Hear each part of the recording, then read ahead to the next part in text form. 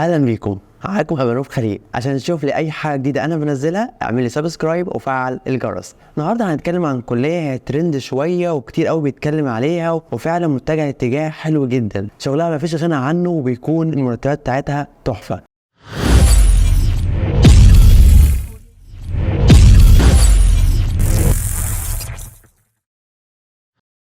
كلية حسابات ومعلومات أو كلية الذكاء الاصطناعي بقت مميزة، وخاصة بعد الكورونا. مفيش شركة أو مفيش دلوقتي أي مؤسسة مش عايزة تحول البيزنس بتاعها لتكنولوجيا، عشان كده الكلية دي مفيش غنى عنها. الكلية دي في نظام دراستها بتعتمد قوي عليك، يعني بتعتمد انك انت تذاكر بنفسك وتدور، ولازم يكون عندك صبر طويل جدا انك انت تدور على المعلومة. يعني لو انت مش عندك طول بال انك تدور على المعلومة وتقعد تعمل حاجات كثيرة جدا مع نفسك، فالكلية دي مش مناسبة ليك. الكلية دي مناسبة للناس اللي بتحب تدور على المعلومة وبتتعب فيها. نظام الدراسة فيها بيكون قايم انك تعمل بروجكتس وتدخل مع تيمات وتكتب اكواد وتتعامل كتير جدا جدا مع اللاب، فلازم ان تدخل الكلية دي يكون معاك لاب.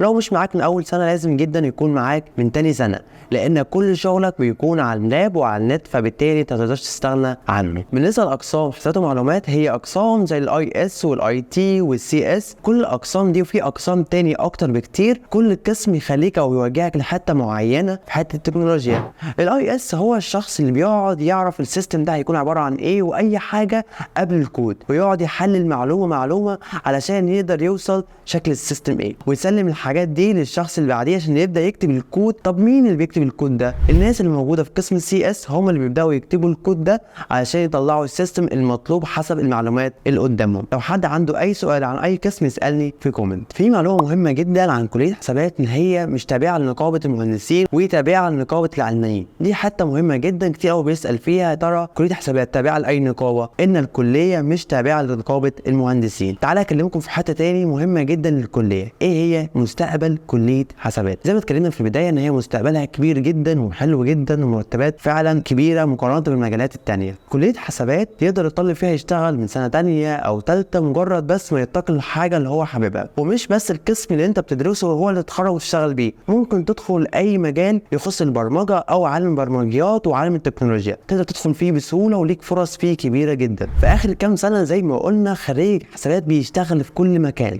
بيشتغل في كل البنوك، بيشتغل في الشركات، وبيقدر يدخل في اي مؤسسه، لان مفيش دلوقتي مؤسسه او اي حاجه بتشتغل من غير تكنولوجيا. الكلام ده كان موجود زمان، لكن دلوقتي الموضوع اختلف خالص. فبالتالي لو انت مهتم بالكليه دي هتبدا تسال في القسم اللي انت مهتم بيه وتعرف عنه اكتر عشان تشوف ميولك ليه مناسبه ولا لا. لو انت مش عارف انت مهتم بالبرمجه ولا لا، هتبدا تشوف شويه اساسيات وتبدا تخلي عينك تشوف اكواد، وهتشوف انك انت حابب الشغل ده ولا لا. وبس كده، ودي الخلاصه عن كليه حسابات. لو عايز تعرف اي حاجه او تسالني على اي حاجه انا معاك في الكومنتس. ابعت الفيديو ده لصاحبك عشان يعرف الكليه دي قد ايه مستقبلها مختلف، ويبدا يدور فيها ويشوف هو حابب المجال ده او حابب الكليه دي ولا لا. شكرا.